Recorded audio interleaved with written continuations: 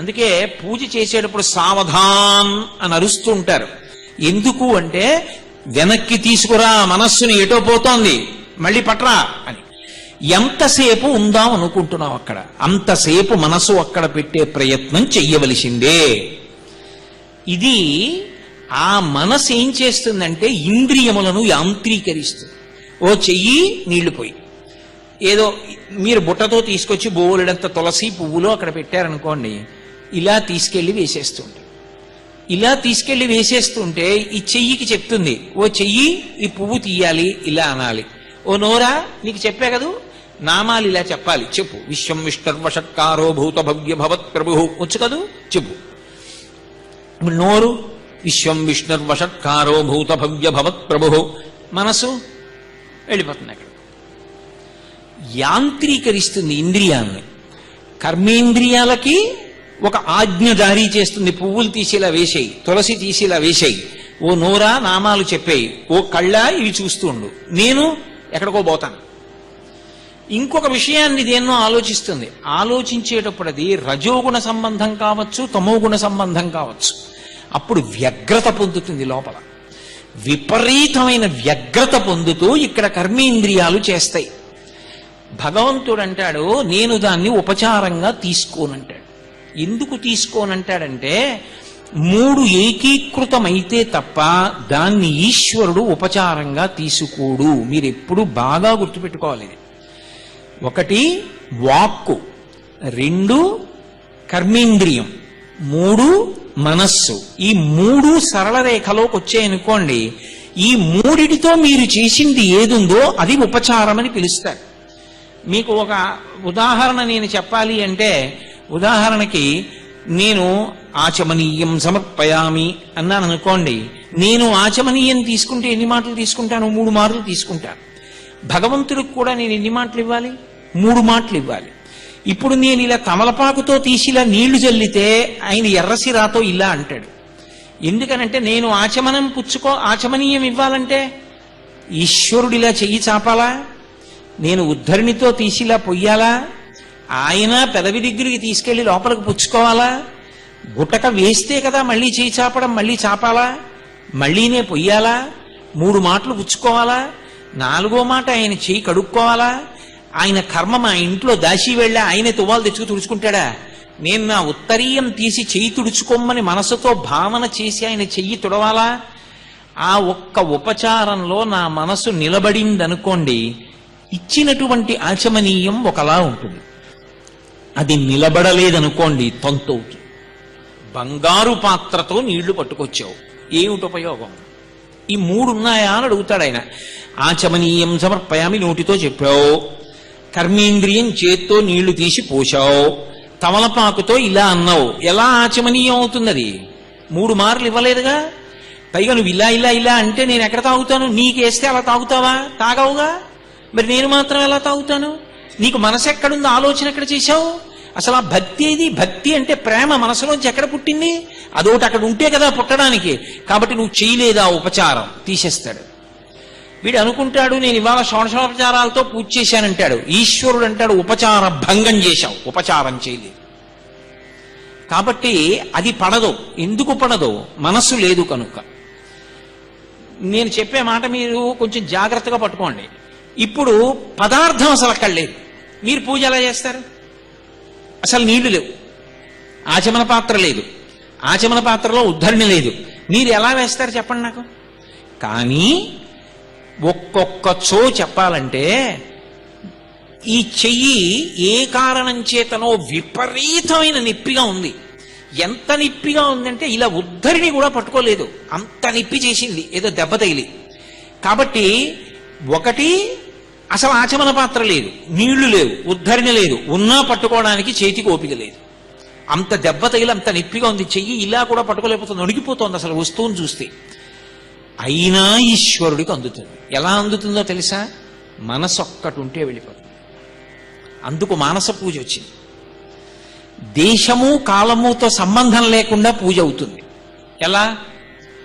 నేను కళ్ళు తెరిచి చేసిన వాడు మరింత ప్రజ్ఞావంతుడు. కొందరు కళ్ళు తెరిచే పైకి చూస్తున్న దాంతో తెగిపోయి లోపల పూజ చేసేస్తూ ఉంటారు. శ్రీ విద్యలో ఒక సంప్రదాయం.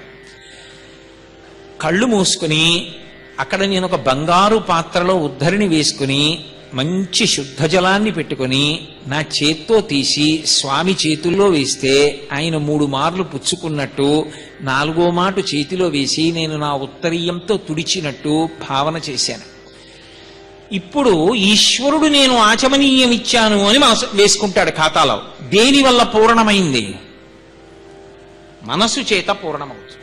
శంకర భగవత్పాదులు రత్నైకల్పితమానసం హిమజలై స్నానంచ దివ్యాంబరం నానారత్న విభూషితం మృగమదామోదాంకితం చందనం జాజీచంపక బిల్వపత్రరచితం పుష్పం చ ధూపం తథా దీపం దేవదయానిధే పశుపతే హృత్కల్పితం గృహ్యతాం అన్నారు. హృత్కల్పితం, మనసు చేత సృష్టించాను ఇవన్నీ అన్నారు. నేను కాకినాడలో లేని గుంటూరు వచ్చా. ఇక్కడ ఎలా ఉంటాయి పూజా సంభారాలన్నీ? కానీ నేను మనసు చేత భావన చేసి ఈశ్వరుడికి ఇవ్వగలిగాను అనుకోండి, నేను పరిపూర్ణమైనటువంటి పూజ పూర్తి చేసేసినట్టే. మనసు ఒకటి నిలబెట్టగలిగారనుకోండి, శరీర బలహీనతతోటి దేశముతోటి కాలముతోటి సంబంధం లేకుండా ఈశ్వరుడికి ఉపచారం అందుతుంది. మనసు ఒక్కటక్కడ లేదనుకోండి, మిగిలినవి ఎన్ని ఉండనివ్వండి, ఉపచారం మాత్రం పూర్తవదు. మిగిలిన రెండింటికి అవదు. మిగిలినవి ఏవి లేకపోయినా మనసు ఒక్కటుంటే అయిపోతుంది. అది దాని బలం. ఏది తిరుగుతుందో దాన్ని మీరు మళ్ళీ ఆ తిరగడాన్ని ఆధారం చేసి ఈశ్వరుడి పాదాల దగ్గర తిప్పారనుకోండి, ఇప్పుడు అది బలమైంది. ఇప్పుడు ఆ తిరగడాన్ని బలహీనతగా మీరు వదిలేశారనుకోండి, దాని ఇష్టం వచ్చినట్టు తిరగడాన్ని అనుమతించారనుకోండి, బలహీనత అవుతుంది. అది జీవుణ్ణి పాడు చేయడం మొదలు పెడుతుంది. చెదపురుగులు ఎలా తినేస్తాయో దాని బలహీనత తెలుసుకుని బలంగా మార్చడం చేత కాలేదనుకోండి, అంతే, అదే పాడైపోవడానికి కారణం. ఎంతసేపు చేస్తావు పూజ? ఓ అరగంట చేస్తావు. మరి మిగిలిన 23 గంటల 30 నిమిషాలు అది దానికి కొన్ని భ్రష్టమైన విషయములను పట్టుకోవడం అలవాటు అనుకోండి, పాపం ఎక్కువ పడిపోతోందా, పుణ్యం ఎక్కువ పడుతోందా? మనసు చేత ఈశ్వరుడు ప్రీతి చెందుతూ ఉంటాడు. ఆయన ఎక్కడ చెప్పినా నీ మనసన్న పుష్పాన్ని నా దగ్గర పెట్టు అని చెప్తూ ఉంటాడు. ఇప్పుడు అసలు దాని బలాన్ని దాని బలహీనతని తెలుసుకుని ఉన్నారనుకోండి, ఇప్పుడు దానికి ఉన్నటువంటి బలమే దాని బలహీనతగా మార్చుకుని పట్టేసుకోవచ్చు. దానికి ఉన్న బలం ఏమిటి? విపరీతమైన వేగంతో వెళ్ళిపోవడం. మంచిదే, నువ్వంత వేగంతో వెళ్ళగలవు కదూ. ఏది కాశీ వెళ్ళు, మొన్ననే కదా వెళ్ళొచ్చాం కాశీ. ఏది చూపించు విశ్వనాథ దేవాలయం ఎలా ఉంటుందో. విశ్వనాథ దేవాలయంలో శివలింగం ఎక్కడుంటుంది? ఎన్ని ద్వారాలున్నాయి?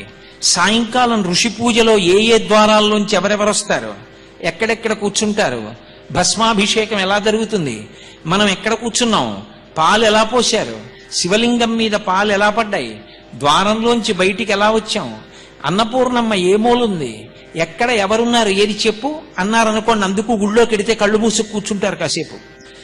ఇప్పుడు అది అంత వేగంతో కాశీ వెడుతుంది. వెళ్ళి కాశీ పట్టణంలో విశ్వనాథ దేవాలయంలో కాసేపు తిరుగుతుంది. ఇప్పుడు ఈశ్వరుడు అంటాడు, నువ్వు కాశీ పట్టణానికి వెళ్ళావు, మీరు కాశీ వెళ్ళొచ్చేసారు. ఏది దా గంగానది దగ్గరికి ఎడదాం అన్నారు.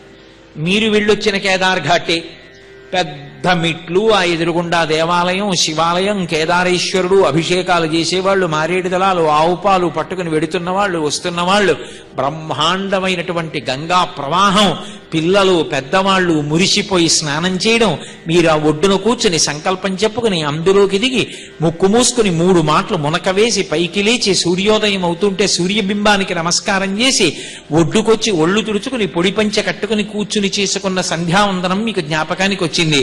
మీరు గంగా స్నానం చేసేశారు. ఇప్పుడు దాని వేగం బలమైంది. దానికి ఇంతకు ముందు బలహీనత ఏమిటి?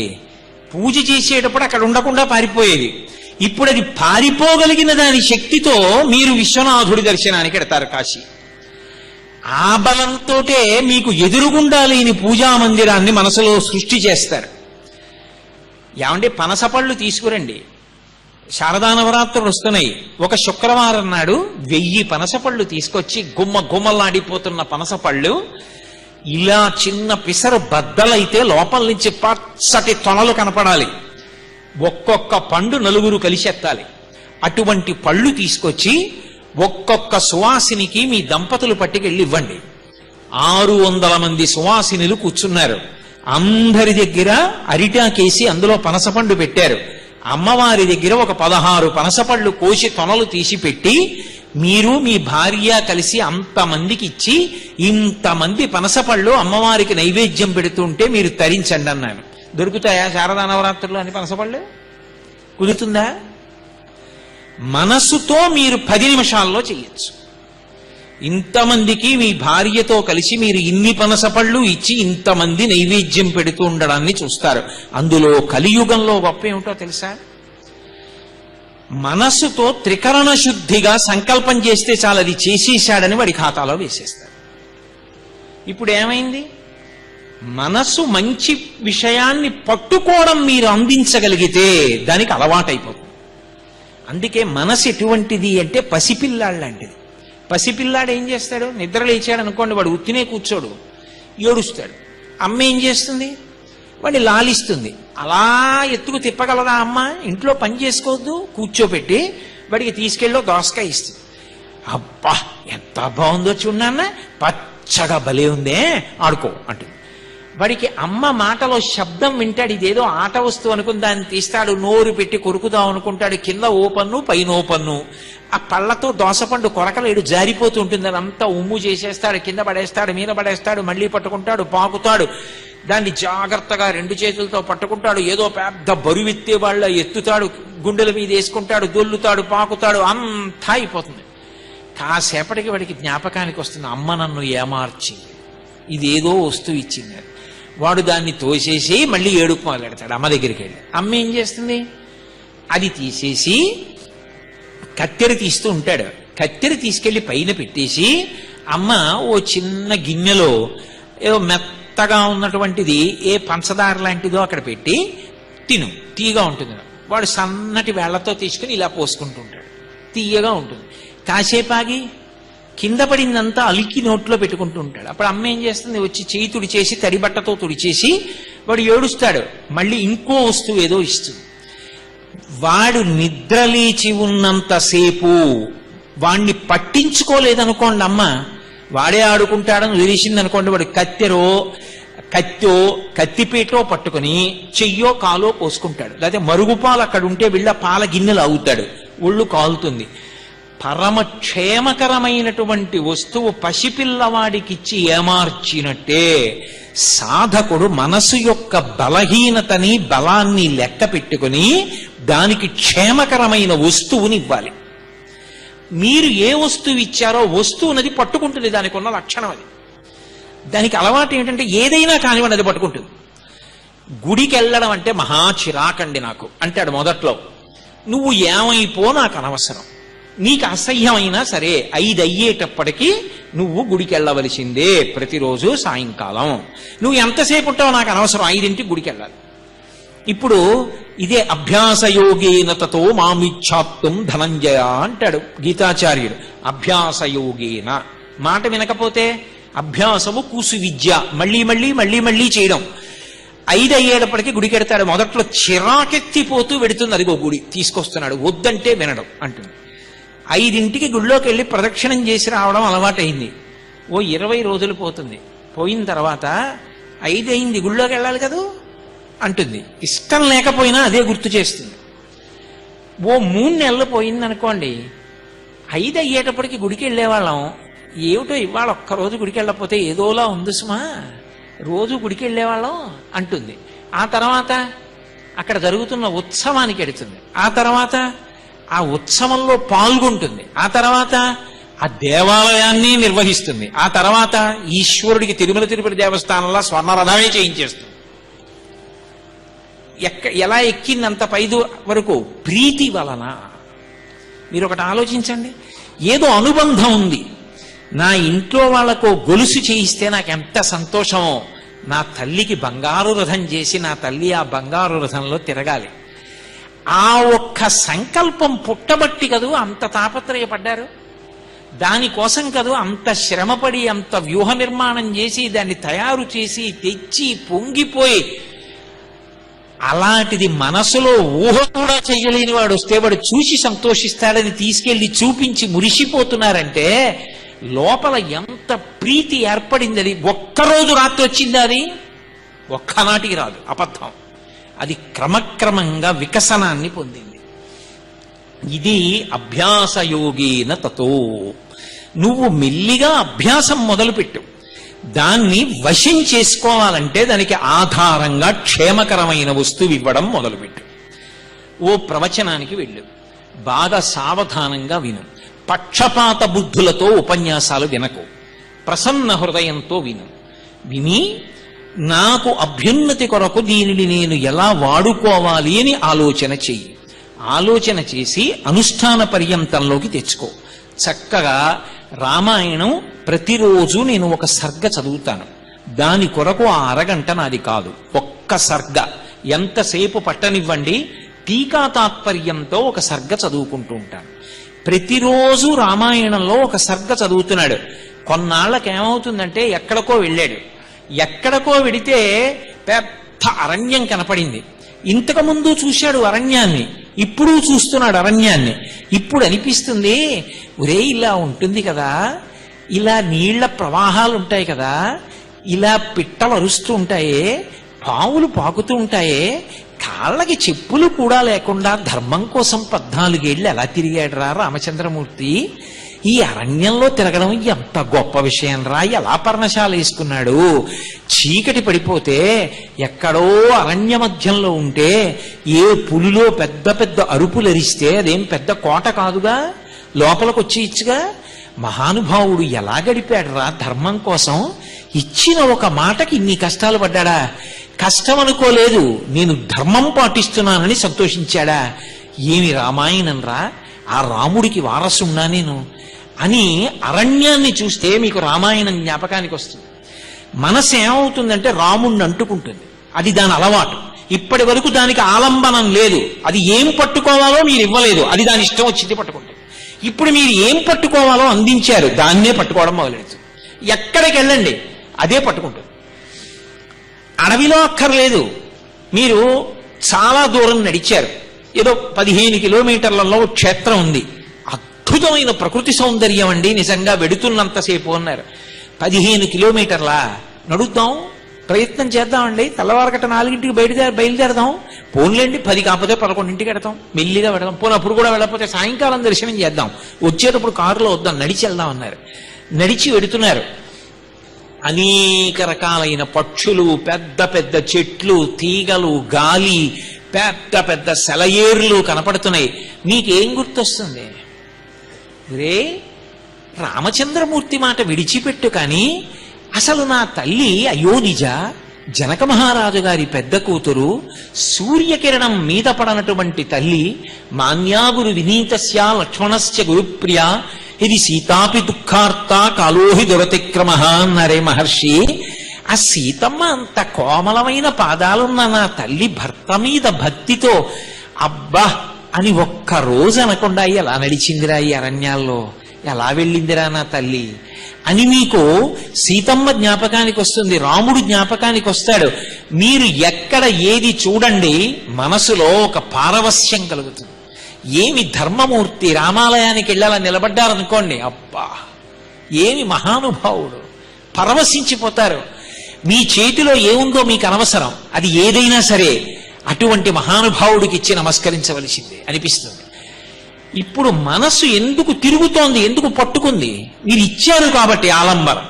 రామాయణం ఒక్కటే బరువు అయిందనుకోండి జీవితంలో, ఎందుకు చదువుతున్నావా పేపర్ని, చెప్పాగా అందులో ఏమీ లేదని, ఎందుకు మళ్ళీ న్యూస్ పేపర్ అంతా చదువుతున్నావు అంటే చదవకుండా ఉండలేక. వాడు చెప్పాడు ఏం లేదు న్యూస్ ఇవ్వాలని, మరి ఎందుకు చదువుతున్నావు? ఏమీ లేదని నేను కూడా తెలుసుకోవడానికి 2 గంటలు చదువుకోవడం. మరి రామాయణం ఎందుకు చదవవు? జీవితానికి ఉద్ధరణ కదా. అంటే మనసుకి ఆలంబనం ఇవ్వడం అన్నది రాలేదు నాకు జీవితంలో. పసిపిల్లవాణ్ణి పట్టించుకోకుండా వదిలేస్తే ఎంత ప్రమాదమో, మనసుకి క్షేమకరమైన ఆలంబనలు ఇవ్వకపోవడం అంత ప్రమాదకరం. కాబట్టి ఇప్పుడు నేను దానికి క్షేమదాయకమైనటువంటి ఆలంబనాన్ని ఇచ్చాను. ఉదయం వేళ ప్రతిరోజు ఇంతసేపు కూర్చుందాం, మధ్యాహ్నం ఇలా చేద్దాం, సాయంకాలం నాకు ఏమొచ్చు ఏమి రాదు అన్న దాంతో సంబంధం లేదు, నేను ఏది చదువుకున్నానో అది ఒక 2 గంటల పాటు ప్రజలకి చెప్తాను, దానివల్ల నా మనస్సు 2 గంటలు భగవంతుడి చుట్టూ తిరుగుతుంది, చాలు, రోజుకి 2 గంటల తపస్సు చేసుకున్నట్లు నేను ఏదో ఒక నిర్ణయం, కాసేపు ప్రతిరోజు దేవాలయంలోకి వెళ్ళి కూర్చుంటాను, రోజు కాసేపు రామనామం చెప్తాను, ఇంట్లో భార్యతో కలిసి విష్ణు సహస్రమో లలితా సహస్రమో చదువుకుంటాను, ఏదో ఒక నియమం పెట్టుకున్నావు. ఇప్పుడు మనసుకి ఆలంబనం ఇచ్చావు, ఆ వస్తువుని ఆధారం చేశావు. ఇప్పుడు ఆధారం చేస్తే మనసు ఆ వస్తువుని పట్టుకుని దాని యందే ప్రీతి పెంచుకుంటుంది. మీరు ఎప్పుడైనా ఒకటి బాగా ఈ విషయం నేను చెప్తున్నప్పుడు మీరు బహు అధ్యవసాయంతో పట్టుకోవాలి.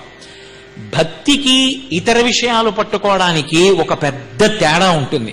మీరు ఏది పట్టుకోండి కామం అవుతుంది, ఈశ్వరుణ్ణి పట్టుకుంటే భక్తి అవుతుంది. కామం అంటే ఏంటంటే ప్రేమే, భక్తి అంటే ప్రేమే. నాకన్నా పెద్దవారు కనపడ్డారనుకోండి గౌరవించానంటానంటే అదో ప్రేమ. నాకన్నా చిన్నవాడు కనపడ్డాడనుకోండి ప్రేమించాను, లాలించాను, వాడి పట్ల వాత్సల్యం చూపించాను, అది ప్రేమే. మహానుభావులు భారతీ తీర్థ మహాస్వామి వారు కనబడ్డారు, కాళ్ళ మీద పడి నమస్కారం చేశాను, అది భక్తి, ప్రేమే. భగవంతుని యందు భక్తితో ఉన్నాను, అది ప్రేమే. కానీ ఇందులో ఒకటి గమనించండి, మీరు లౌకికంగా దేంతోనైనా ఈ ప్రేమ పెట్టుకోండి. ఈ ఇల్లు నాది అనండి, ఈ వస్తువు నాది అనండి, నా కొడుకే అని కొడుకు మీద పెట్టుకోండి. బాగా ఎంత అది తీవ్రతరం అవుతుందో అంత గట్టిపడి పాషాణమవుతుంది. అప్పుడు అది ఏమవుతుందంటే అది నాది కాకపోతే ఎంత దూరమైనా వెడతాను, అది ప్రమాదానికి వెళ్ళిపోతుంది. అందుకే కామమునందు ఎప్పుడూ కూడా త్యాగబుద్ధి ఉండదు. ప్రేమ అన్న మాట అన్నిటికీ అన్వయం చేసి మాట్లాడకూడదు, శుద్ధ తప్పు. అది నాదైతేనే నాకు తృప్తి, అది ప్రేమ కాదు, కామము. ఎప్పుడూ రెండుగానే మిగిలిపోతుంది. నేను, నాది పాషాణమైపోయి ఉంటుంది. భక్తి రెండుగా మొదలై ఒకటిగా కరిగిపోతుంది. భక్తి ఎందుకు రెండు ఉండవు. మీరు ఏ వస్తువుని పట్టుకున్నారో ఆ వస్తువు ఎందుకు కరిగిపోతారు మీరు కూడా. పరమేశ్వరుడు, ఆయన యందు భక్తి, కరిగిపోతారు ఆయనలోకి. ఉప్పు బొమ్మ సముద్రం అడుగు కనిపెడతానని బయలుదేరిందనుకోండి, సముద్రంలోనే కరిగిపోయినట్టు.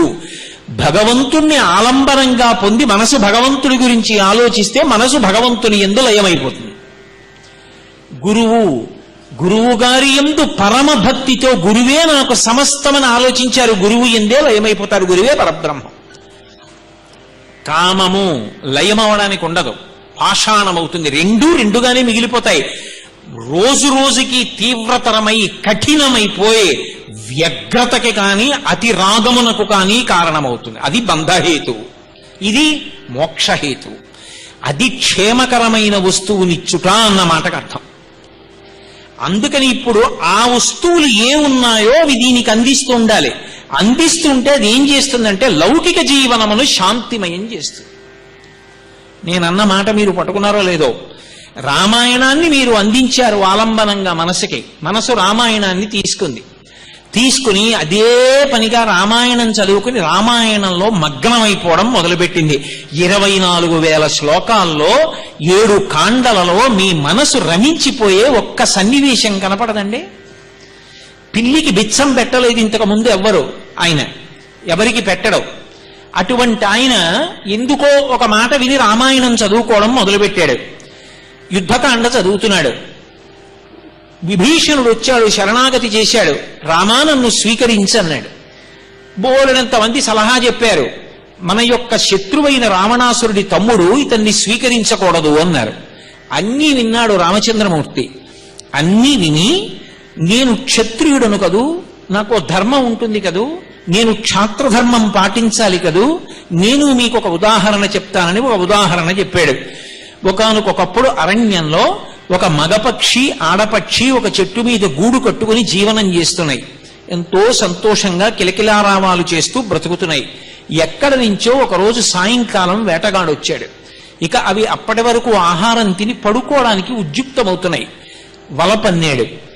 ఏమీ తెలియని అమాయకురాలైన ఆడపక్షి ఆ వల మీద వాలింది, చిక్కుకుపోయింది. పక్షిని అంత తేలిగ్గా ఏం చంపరు, మళ్ళీ ఎగిరిపోతుందేమో అని ముందు దాని కాళ్ళు సన్నగా ఉంటాయి, దాన్ని ఇలా వేలుకి చుట్టి సాగతీస్తారు, ఇక ఎగరలేకుండా నిలబడలేకుండా చేసి దాని రెక్కలు తుంపేసి బాణానికి గుచ్చి అగ్నిహోత్రంలో కాల్చి మగపక్షి ఎగురుతూ ఏడుస్తూ ఉండగా బోయవాడు తినేశాడు, వెళ్ళిపోయాడు. మగపక్షి ఏడుస్తూ గూట్లో కూర్చుంది. కొన్నాళ్ళు అయిపోయింది. ఇదే బోయవాడు మళ్లీ వేటకొచ్చాడు. హోరున వాన, అంత వర్షంలో ఎక్కడికి వెళ్ళలేకపోయాడు, వెళ్ళి వేటాడడం కుదరలేదు. అటువంటి స్థితిలో ఆయన పరమ ఆకలితో అలమటించిపోతూ ఇంతకు ముందు ఆడపక్షిని ఎక్కడ పట్టుకుని సంహరించాడో అదే చెట్టు కిందకొచ్చి కూలబడిపోయాడు నీరసంతో. మగపక్షి పైనుంచి చూసింది. ఓ, నేనున్న చెట్టు దగ్గరికి వచ్చి కింద పడిపోయాడు, అందుకని నా అతిథి, నేను ఉన్న ప్రదేశం కాబట్టి నా ఇల్లు, నా ఇంటి ముందుకొచ్చి పడిపోయాడు ఆర్తితో, అతిథి, అతిథిని గౌరవించాలి. ఇప్పుడు ముందు అతను బతకాలంటే చలి నుంచి తేరుకోవాలి. ఎక్కడికో వెళ్ళింది, ఎండు చితుకులు తెచ్చింది, అక్కడ పేర్చింది, గబగబా వెళ్ళింది. ఎక్కడ తెచ్చిందో ఓ నిప్పు కణిక వెలుగుతున్న ఓ పుల్ల తెచ్చి అందులో పడేసింది, రెక్కలతో అల్లార్చింది, అగ్నిహోత్రాన్ని రగల్చింది. ఆ వేడికి బోయవాడు తట్టుకుని పైకి లేచాడు, స్వస్థత పొందాడు.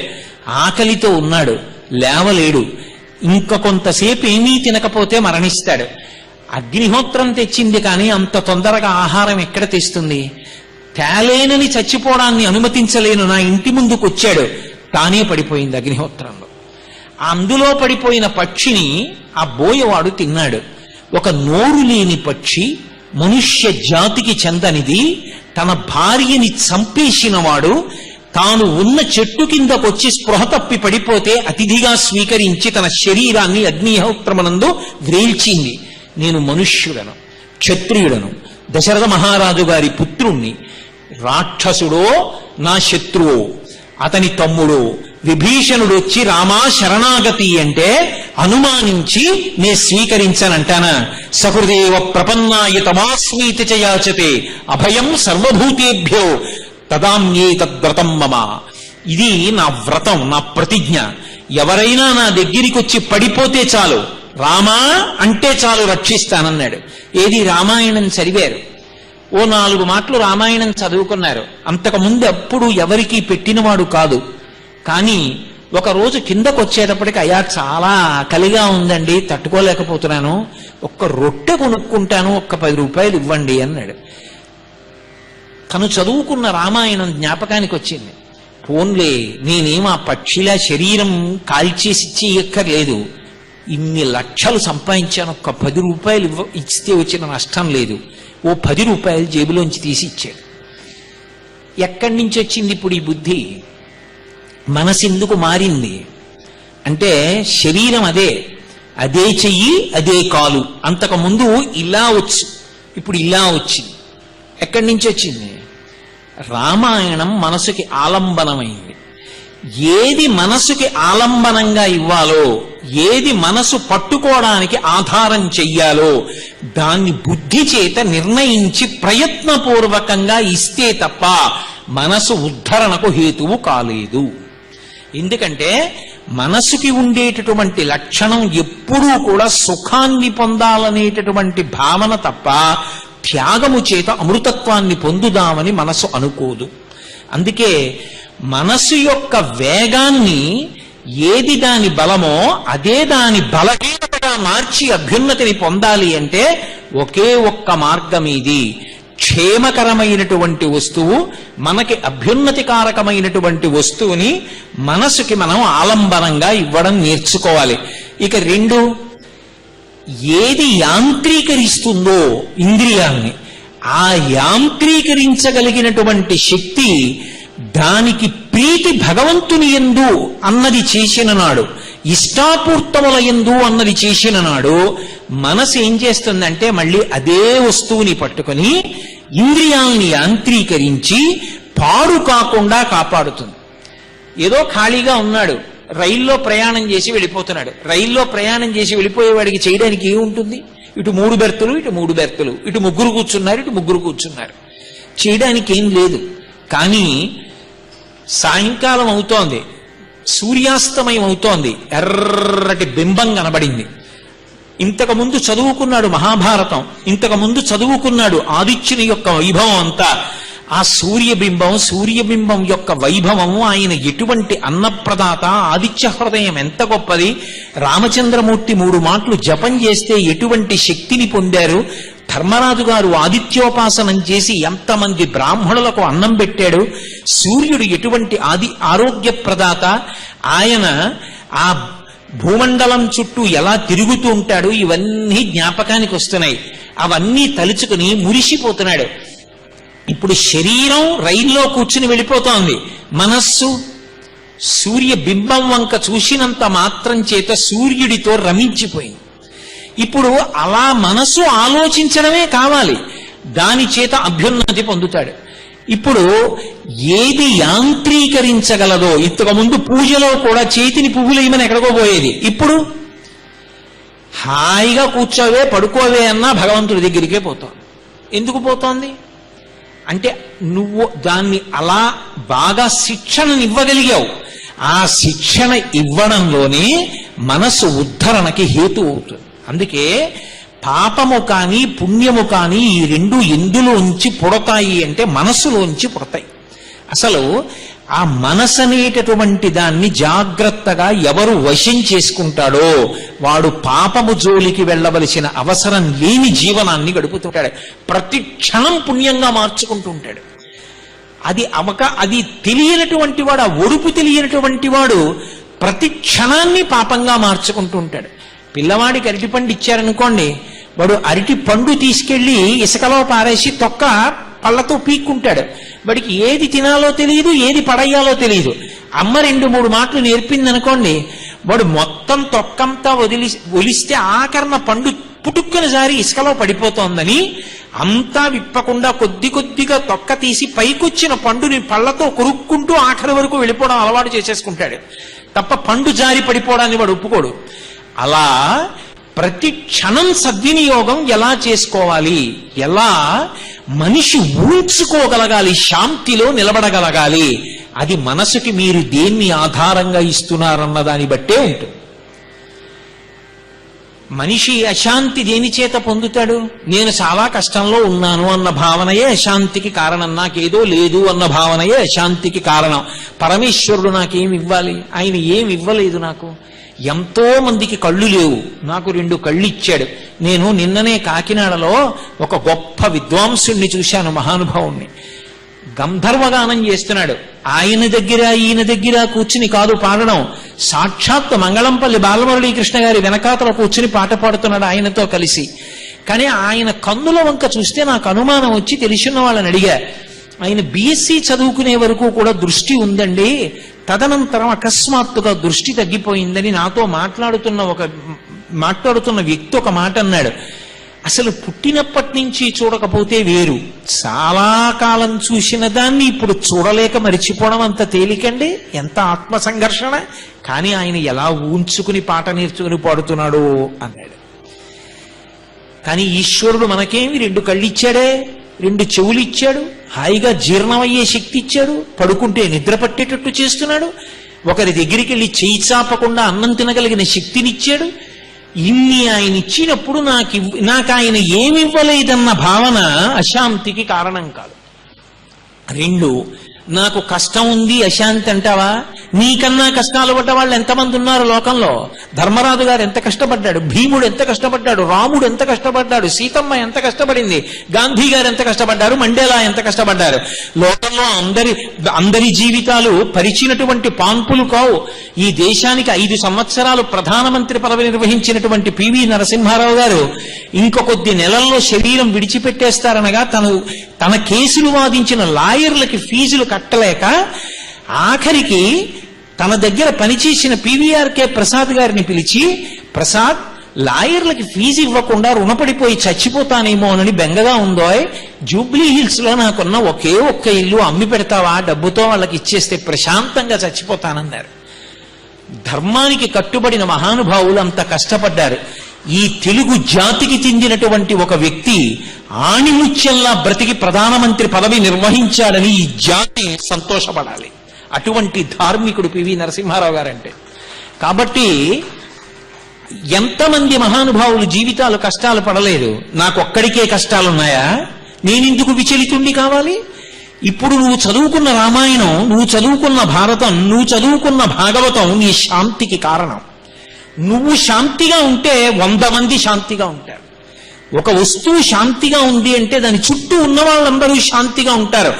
ఒక్కడు అశాంతితో చెలరేగిపోయాడంటే వాడి వల్ల శాంతిగా ఉండవలసిన వాళ్ళు కూడా అశాంతి పొందుతారు.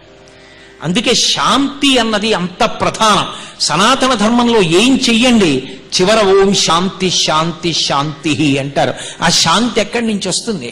అది కొనుక్కునే వస్తువు కాదు, బయట నుంచి తేవడానికి మనసులోంచి ఉద్భుతమవుతుంది. ఒకడు శాంతిగా ఉంటే వాడి చుట్టూ ఉన్న అందరూ శాంతిగా ఉంటారు. ఇంట్లో నాన్నగారు ప్రశాంతంగా ఉన్నారు కూడా అందరూ సంతోషంగా ఉంటారు. అందరూ సంతోషంగా ఉన్న నాన్నగారు ఒకడు చెరబురులాడిపోతున్నాడు అనుకోండి, ఇంట్లో ఎవరికీ మనశ్శాంతి ఉండదు. ఎందుకో నాన్నగారు అలా ఉన్నారు, ఎందుకో నాన్నగారు అలా ఉన్నారు, భయం భయంగా ఉంటారు. ఒక్కడు అశాంతితో బతికేవాడు ఉంటే వాడి అశాంతి వల్ల అందరికీ అశాంతి అంటుకుంటుంది. ఏ రకంగా వాడొచ్చి సంపర్కం పెట్టుకున్నా మనం వాడితో పెట్టుకున్నా అశాంతి. అదే ఒకడు శాంతిగా ఉన్నాడనుకోండి, వాడి చుట్టూ ఉన్న వాళ్ళందరికీ శాంతి. అలా అందరూ శాంతియుతంగా ఉంటే దేశం అంతా శాంతంగా ఉంటుంది. అందుకే త్యాగరాజస్వామి శాంతము లేక సౌఖ్యము లేదు సారసదళానయన అన్నారు. ఆ శాంతి ఎక్కడి నుంచి వస్తుంది? మనసుకి కలిగిన అధ్యవసాయం చేత వస్తుంది. మనసు ఆ స్థితిని ఎప్పుడు పొందుతుంది?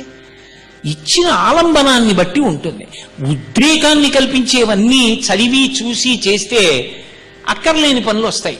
శాంతియుతమైనటువంటి స్థితిని ఇవ్వగలిగినటువంటి విషయాల్ని మనసుకి ఆలంబనంగా ఇస్తే మనసు శాంతిని పొంది ఉంటుంది. నేనొక్కడే కష్టపడుతున్నానన్న భావన ఎప్పుడు ఉండదు. అందుకే ఇవి మనసుకి ఇచ్చి నువ్వు మనసు చేత తరించేటటువంటి మార్గాన్ని ఎంచుకో. శాస్త్రం చెప్పినటువంటి 3వ మార్గం ఏది అంటే ఇష్టాపూర్తములను నిర్వహించుట. ప్రయత్నపూర్వకంగా ఇష్టాపూర్తముల యందు నువ్వు ఎప్పుడూ కూడా భాగస్వామివి కా.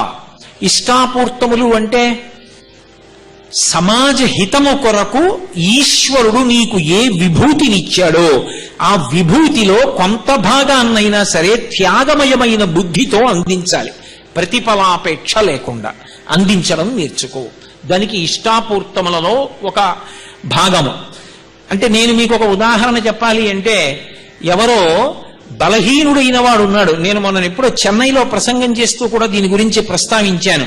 దీనికి పెద్ద పెద్ద శిక్షణా తరగతులు, పెద్ద పెద్ద సంఘాలు అక్కర్లేదు. సేవ చేయడానికి కూడా అన్నిటికీ సంఘాలు పెట్టుకోవడం ఈ దేశపు ఆచారం కాదు. ప్రతిదానికి సంఘం పెట్టుకుంటేనే మేం చేస్తామని అనక్కర్లేదు, వ్యక్తిగతంగా చెయ్యొచ్చు. నా ఇంటికి ఒకానొకప్పుడు ఓ 18 ఏళ్ల పిల్ల వచ్చింది. ఎందుకు వచ్చావమ్మా అని అడిగాను. మిమ్మల్ని చూడాలని. ఎందుకు చూడ్డాం అని అడిగాను. మీ ప్రవచనాలు వింటాను. చాలా సంతోషం, చిన్న వయసులో వింటున్నావే, నీ చదువుకి భంగం కాదా అన్నాను. నా చదువులో మనసు పెట్టడానికి మీ ప్రసంగాలు కారణము అంది. నేను చాలా సంతోషించి ఖాళీ సమయంలో ఏం చేస్తూ ఉంటావు అని అడిగాను. హాస్పిటల్కి వెళ్తాను. నేను తెల్లబోయాను. హాస్పిటల్కి ఎందుకు అన్నాను. అంటే నాకు ఆ పిల్ల చెప్పిన మాట ఆశ్చర్యపోయాను. చాలా మంది అసలు ఏమీ చదువుకోనటువంటి నిరక్షరాస్యులు వస్తూ ఉంటారండి హాస్పిటల్స్కి. ఓపీ టికెట్ రాసి వార్డు నెంబర్ వేసి, ఏదో 13వ నెంబర్ వార్డు, పసిపిల్లాడు కళ్ళు తేలేసేస్తూ ఉంటాడు. గత రాత్రి నుంచి వాడేం తాగలా, ఇలా తాగింది కక్కైపోతోంది, కింద నుంచి అతిసారంగా వెళ్ళిపోతోంది. ఆ పసిగుడ్డుని వేసుకుని వస్తారు. ఆ తల్లి కప్పు కాఫీ కూడా తాగకుండా పిల్లాడి కోసం అలమటించిపోతుంటుంది. 13వ నెంబర్ వార్డు ఎక్కడో తెలియదు వాళ్ళకి. 13 అని ఉంటే తెలియదు, దాని మీద డాక్టర్ పేరు తెలియదు, మాతా శిశు సంరక్షణ విభాగం చదువుకోవడం రాదు. ఎంతమందిని అడిగి ఎన్ని వైపులు తిరుగుతారు? అక్కడే ఒక్కొక్కసారి ఇబ్బందులు వస్తాయి, స్వార్థపరుల చేతులకు చిక్కుతారు. అందుకే నేను వెళ్ళి నిలబడి అటువంటి అమాయకులు చదువురాని వాళ్ళుంటే వాళ్ళకి ఓపీ టికెట్ మీద ఏం రాశారో, ఎవరిని చూడమన్నారో చెప్పి నేను గబగబా తీసుకెళ్లి ఆ ఖచ్చితంగా వార్డు ఎక్కడుందో అక్కడికి తీసుకెడుతూ ఉంటానండి. ఒక్కొక్కసారి చెప్పడం కూడా సరిగ్గా చేతకాక దుఃఖంతో బెంగతో ఆర్తితో ఉంటారు. వాళ్ళ పనుపున నేను కూడా వెళ్ళి, ఇదిగోనండి ఫలానా చోటు నుంచి వచ్చారట, పాపం ఏమి లేని వాళ్ళండి, ఇప్పటికి రాగలిగారు, ఆ పిల్ల పరిస్థితి ఇలా ఉందండి అని చెప్తాను. వైద్యుడు ఇదిగో ఈ మందు తెచ్చుకోండి అని ఏదైనా రాస్తే, ఒకవేళ హాస్పిటల్లో ఉన్నదైనా కూడా ఎక్కడో ఉంటుంది ఆ మందుల దుకాణం, నీ తెచ్చి పెడతానమ్మా అని పరిగెత్తికెళ్ళి ఆ మందు తెచ్చి ఇస్తాను. ప్రతిరోజు నేను అలా ఎవరికైనా సేవ చేయగలిగితే ఒకళ్ళకి సేవ చేస్తూ ఉంటానండి హాస్పిటల్ దగ్గర నిలబడి. ఏందా పిల్ల, నేను నిజంగా తెల్లబోయి, మీరు నమ్మండి నమ్మపోండి, పరమ సత్యం చెప్తున్నాను మీతో, ఇంత పవిత్రమైన వేదిక మించి నా భార్య వంట చేసుకుంటోంది, ఇలా రావే అని పిలిచి నేనన్నా, చిన్నపిల్ల తన ఎదురుగుండా పొగడకూడదే, కానీ నా మనసు ఆగక చెప్తున్నా, ఉపన్యాసాలు చెప్పిన దానికి ఏదో పెద్ద నేను దేశోద్ధరణ చేసినట్టు పొగిడి పూలదండలు ఇస్తున్నారు. ఆ పిల్ల అరికాళ్లకున్న మట్టి తీసి నా తల మీద చల్లుకోవడానికి నాకు అర్హత ఉంటుందంటావా అన్నాను. అంటే మా ఆవిడ కూడా పొంగిపోయి, నిజమండి ఈ పిల్లకి ఎంత మంచి ఆలోచన వచ్చిందని ఏదో ఆశీర్వచనం చేసి, అమ్మా ఇలాగే చెయ్యి అని చెప్పి పంపించాను, అది వేరు విషయం. అసలు మనం అవతల వారికి ఉపకారం చెయ్యాలి, సేవ చెయ్యాలన్న ఆలోచన ఉండాలి తప్ప ప్రతిదానికి సంఘాల అవసరం ఉంటుందా? అసలు ఆ ఆర్తి నీకుంటే చెయ్యడానికి సమాజం సిద్ధంగా ఉంది, పుచ్చుకోవడానికి. ఈ దేశంలో భగవంతుడంత వాడు సేవతోటే మొదలుపెట్టాడు. కృష్ణ లీలలన్నీ పరోపకారాలు కాకపోతే ఏమిటి? కృష్ణలీలలో ఆయన సంతోషించడానికి చేసినవి కావు. గోపాల బాలుర్ని, గోపకాంతల్ని, ఆవుల్ని, దూడల్ని రక్షించడానికి ఆయన చేశాడు ఎన్నో పనులు. అవన్నీ సమాజ హితములైన కార్యక్రమములే. సమాజ సేవ చెయ్యడానికి నువ్వు మనసులో సంతోషం ఉండాలి. నాకు ఇది ఉంది కాబట్టి చేస్తున్నాను కాదు, అవతల వాడిలో పరమేశ్వరుడు ఉన్నాడు, నాలో పరమేశ్వరుడు ఉన్నాడు. నాలో ఉన్న పరమేశ్వరుడు నాకు 2 శ్లోకాలు గుర్తొచ్చేటట్టు, 4 వాక్యములు నిర్మించగలిగేటట్టు ప్రజ్ఞనిచ్చి మాట్లాడగలిగిన శక్తినిచ్చాడు. నా మాట 10 మందికి సంతోషాన్ని ఇస్తే, అందులో ఉన్న పరమేశ్వరుడు ఇందులో ఉన్న పరమేశ్వరుడి చేత మాట్లాడించి విని సంతోషిస్తున్నాడు. అందుకు నన్ను ఉపకరణం చేసుకున్నాడు. ఈశ్వరా ఇంకింతకన్నా ఏం కావాలన్నాననుకోండి, అహంకారానికి మార్గం కాదది. నేనే అన్నాననుకోండి, అది అహంకారం. అందుకే సేవ చేసేటప్పుడు ఈశ్వరుణ్ణి చూసి చేస్తారు. అందుకే ఈ దేశంలో పుచ్చుకున్నవాడు ఇచ్చిన వాడికి నమస్కారం పెట్టడు, ఇచ్చినవాడు పుచ్చుకున్నవాడికి పెడతాడు. విప్రాయ ప్రకట వ్రతాయ భవతే విష్ణుస్వరూపాయతే. ఆఖరికి భోజనం పెట్టి ఆచమనం వేస్తున్నారనుకోండి, అప్పుడు కూడా ఏం చెప్తారు? పరమశివస్వరూపాయ బ్రాహ్మణాయ తుభ్యం నమః. పరమశివుడు నీ రూపంలో నా ఇంటికి వచ్చి ఇవాళ అన్నం తింటున్నాడు, అయ్యా నీకు నమస్కారం. అలా వచ్చి తింటున్నందుకు ఇవాళ నీ భూతతృప్తి ఈశ్వరుడు యొక్క భూతతృప్తి అని చెప్పి వేస్తారు కదా. అంటే ఏది చేసినా నీ అభ్యున్నతికి ఈశ్వరుడు పుచ్చుకుంటున్నాడు. వాడు చేతకాక తింటలేదు, లేక తింటలేదు, నిన్ను అనుగ్రహించడానికి తింటున్నాడు. ఈశ్వరుడు ఆ రూపంలో వచ్చాడు. ఇప్పుడు ఆ భావన ఉద్ధరణకు హేతు అవుతుంది. మనస్సుని సంస్కరించడానికే ఇన్ని రకములైనటువంటి విషయాల్ని పెద్దలు మనకి బోధ చేశారు. కాబట్టి సమాజమునకు హితమైనటువంటి కార్యక్రమములు ఒక్కడూ చేసుకోలేని ఉంటాయి, 10 మంది కలిసి చేయమన్నారు. అందుకు సంఘం రావాలి. ఇప్పుడు ఆ పిల్ల ఎవరో వెళ్ళి హాస్పిటల్లో సేవ చేస్తోంది, అది ఒక్కళ్ళు చెయ్యొచ్చు. నా ఊరే ఉంది, నా ఊరికి ఎక్కడో ఒక రహదారి లేదు, నేను ఒక్కడిని లేను. రహదారి లేదని తలకొట్టుకుంటే రహదారి రాదు. అన్నిటికీ ప్రభుత్వమే రావక్కర్లేదు. అందరం కలిసి తలో తట్టమన్ను వేసుకుని ఒక ఆదివారం నాడు ఓ చిన్న రోడ్డు నిర్మాణం చేసుకోవచ్చు. అది చూశారే ఎంత మంచి పౌరులు రా అని ప్రభుత్వం దిగొచ్చి ప్రభుత్వం ఇంకొక చక్కటి రోడ్డు వేస్తుంది. 10 మంది కోసం 5 కలిసి ప్రారంభించే పనిలో భాగమునకు ఇష్టాపూర్తములలో ప్రథమ భాగం అంటారు. ఎవరి కోసం? అందరూ సంతోషిస్తుంటే తాను సంతోషిస్తాడు. ఇప్పుడు మనసు సంస్కరింపబడుతుంది దాని చేత. శరీరము 10 మంది అభ్యున్నతి కొరకు ఉపయోగపడుతుంది. మనసు నేనే వేశానందో పోన్లే, నా శ్రమ 10 మంది సంతోషానికి కారణమైంది. ఎవరో ఐశ్వర్యవంతుడు 1000 మందికి అన్నం వండించాడు, నేను వడ్డించాను, చాలు. నాకు ఈశ్వరుడిచ్చిన శక్తికి నేను 10 మందికి అన్నం వడ్డించుకున్నాను. మహానుభావుడు అంత కష్టపడి ఇంత అన్నదానం చేయడానికి సంకల్పం చేశాడు. ఆయనే వడ్డించుకోలేడుగా అందరికీ. నేను అంత కష్టపడి వడ్డిస్తుంటే ఆయన సంతోషపడిపోయిన, ఆయన ఎంత సేవ చేస్తున్నావురా, భలే దొరికావురా నాయన, నువ్వో ఈశ్వరుడు ఇవ్వాలని మురిసిపోయాడు. కాబట్టి ఒక ఈశ్వరుడు ఐశ్వర్యవంతుడిగా అన్నం వండించాడు. ఒక ఈశ్వరుడు నాలో శక్తిగా ఉండి నా చేత వడ్డన చేయించాడు. ఒక ఈశ్వరుడు ఆకలి కొన్నవాడిగా నా ఎదురుగుండా ఉండి అన్నం తిన్నాడు. ఈశ్వరుడే ఈ 3 రూపాల్లో ఉన్నవాడు. ఒక ఈశ్వరుడిని చూసుకుని ఇంకొక ఈశ్వరుడు మురిసిపోతాడు.